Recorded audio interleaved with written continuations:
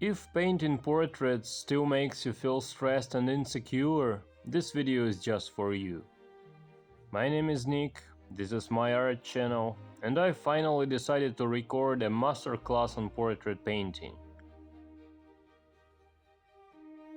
It will be a series of videos, in each of which I'll break down every stage of creating a realistic portrait using the classical techniques of the old masters. And I'm absolutely sure that by the end of this mini course, all your fears and apprehensions will disappear, and you will easily paint your first serious portrait.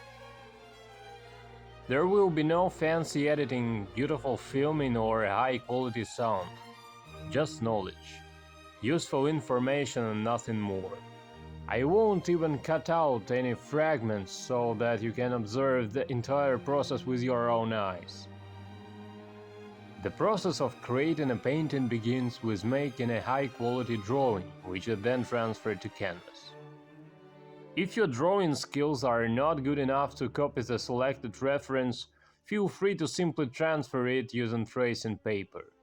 This is completely normal, since we are not practicing drawing but painting. After we have transferred our drawing onto the prepared and toned canvas, the most difficult and important stage begins, which will be shown in today's video, creating the underpainting. By the way, there is already a video about this on my channel, so you can watch it and it may be useful to you, so be sure to check it out. At this stage of work, I use burnt umber because it is a quick drying pigment, and I use a white spirit base solvent as a thinner. I have several brushes, and in the process of working you will be able to see how I use them.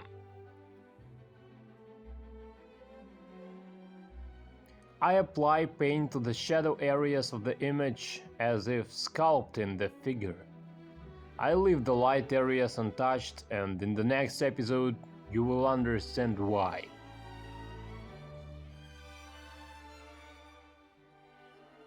The process of underpainting is very similar to watercolor painting. We apply the paint semi-transparently, blending the transitions with a dry brush or even with the tip of the finger to achieve smoothness and softness. Incidentally, in the old days, Dutch masters used watercolors or other water-soluble paints to create underpainting.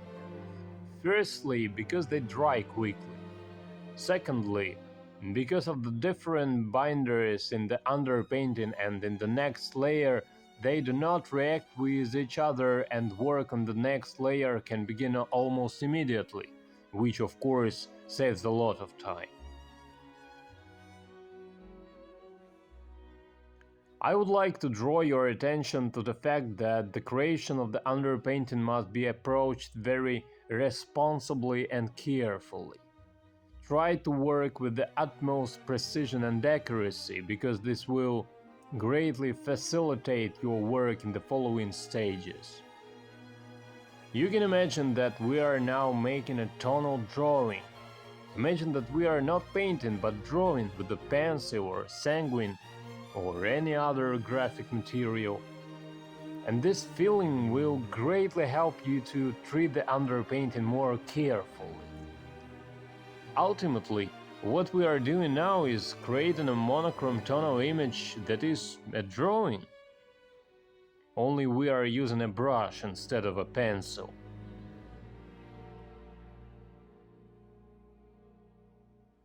Underpainting can be done in several layers, deepening the shadows and making the picture more voluminous and three-dimensional. Experiment, find your own way. All it takes is a little practice, and soon you will be able to create neat high-quality underpaintings with ease and in a short time.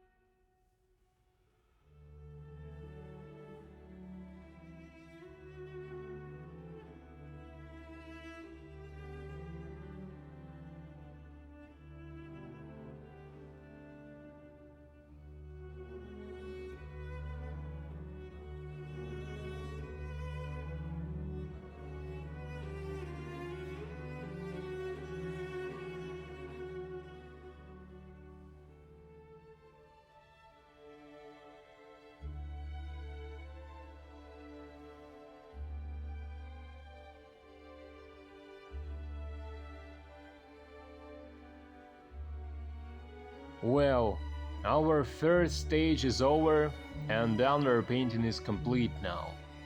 The only thing left for us to do is to put the painting out to dry, and once it's completely dry, we can move on to the next stage. I hope you found this video useful. Don't forget to subscribe to my channel and see you in the next video. Bye!